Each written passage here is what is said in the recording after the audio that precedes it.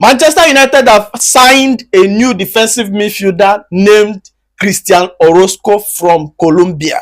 I don't know why you guys are leaving everything till after the transfer market closes then before you guys start signing. What is happening? How you feel about the signing? Well, you see, this is actually not our major signing. Do you understand? You know, if you look at Ineos, the way they are doing their thing, there are two types of signing. You understand? You have the signing for the first team, and then you have the signing for, you know, to prepare for the future. That's the two types of signing they are doing. One of those signing was Chidobe, another one was Aiden Heaven, and then you have Euro, which we were not expecting to, you know, rise to the occasion this much. He was not supposed to enter the first team immediately, but fortunately, he was a massive talent, and then he has been doing his thing. So the same with this Orosco guy that we are hearing that we've agreed a deal to sign. I think we have to applaud Ineos, you know, on this strategy. Because if you look at Manchester United, over the years, we've lost a lot of talents because of lack of signing players at, you know, this very early stage where we can progress them by ourselves, you know, nurture them to suit not just the standard of the club, but the behavioral pattern of the club. Do you understand? If you look back at Manchester United, you'll see that after Ferguson retired, a lot of, you know, youngsters were tutored to the club. A lot of them. There was a point in time our scout at Hull City told us to go and sign Robertson and Harry Maguire. What did we do? We refused. How much did we eventually sign Maguire? 80 million. Something we could have got it for cheap. The same thing with Ole Gunnar Solskjaer. Ole said, give me Haaland. Give me Bellingham. Then he wanted another player again. We didn't go for those guys. We let them slip out of our hand. The latest one is Caicedo. Caicedo was, you know, handpicked and brought to Manchester United by Antonio Valencia. They gave Manchester United the clip. They gave Manchester United every data they needed for, you know, money to sign him. It became so chaotic that Evra had to come out and speak. Evra said the person that is making it difficult for United to sign youngsters like this is Matt George, who refuses to pick off ex-players because of arrogance.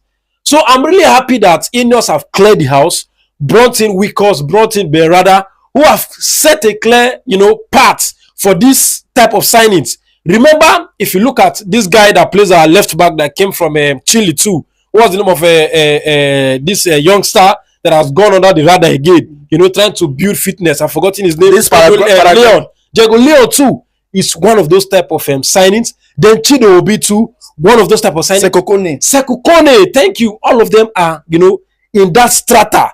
They are not for the, you know, moment. But you know that in the near future, give them 2 to 3 years, they are going to be part of, you know, majorly in the first team. And Orosco that we just signed, fantastic player. Those are the type of players I want us to go for. You know why?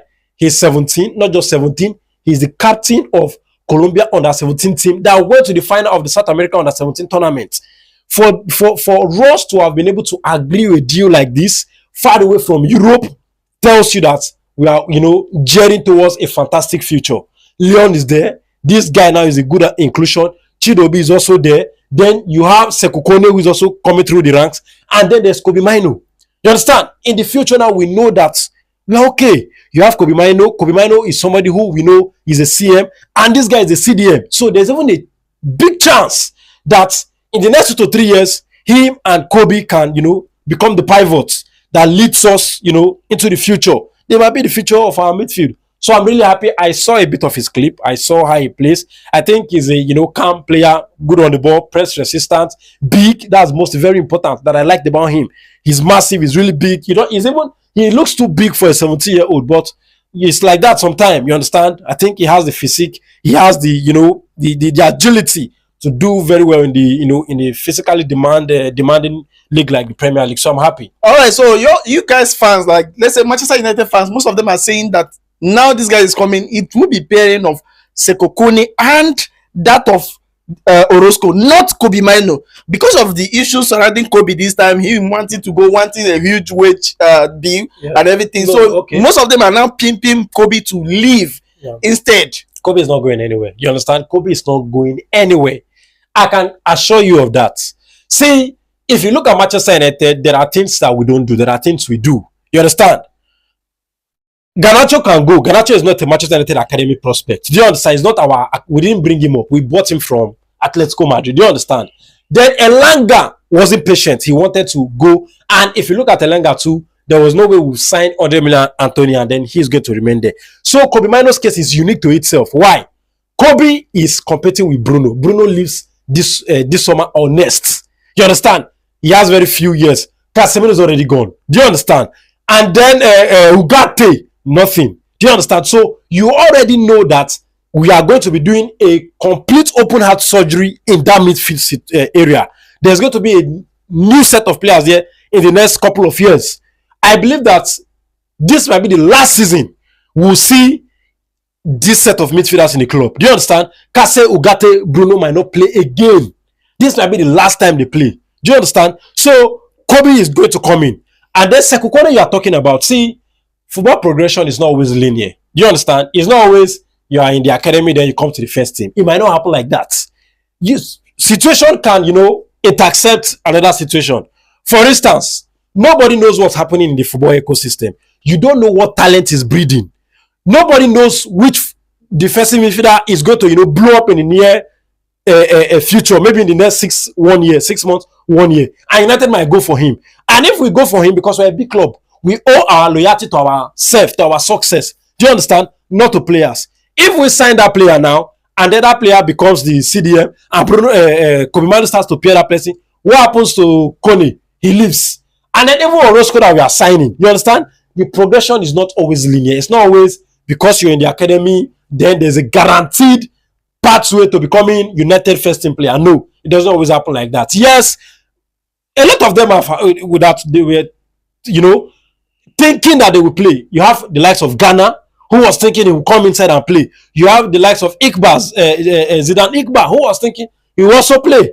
You understand? Who didn't play? And then there was even a player that was supposed to come before Greenwood, but Greenwood overtook them. So you just cannot tell. I believe Orosco that has come now is a fantastic addition. With what we have seen, I think he's some player that is going to, come good for us. But talking about that Orosco, and you know what you are lacking in the midfield now, they narrowly signed somebody who suits that profile you guys are lacking now. So don't you think that this guy is meant for the first team? Because you said it's not for first team. Yeah. He's coming in as a 18 years old by next year, or maybe probably, I don't know, maybe December or next year. Yeah. Don't you think he's coming in to fit in your team? Maybe. Well, I think if you look at Manchester United, because they want to breed a set of youngsters or something like that. Okay, yes. Why I said he's not coming for the first team is this. The last time we had a player coming from the this South Latin League, you understand? This Latin American League, and enter the first team was Chicharito. Do you understand? So you don't always make that trajectory of coming from there into the first team. How much more a 17-year-old who is yet to even have experience of first team football in Colombia?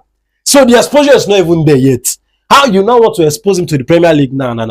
He even Sekukone was part of the under-20 of I think was Senegal team. You understand? So ordinarily he fits somebody that can come and enter, but no, you have to enter what we call the incubation period. You understand?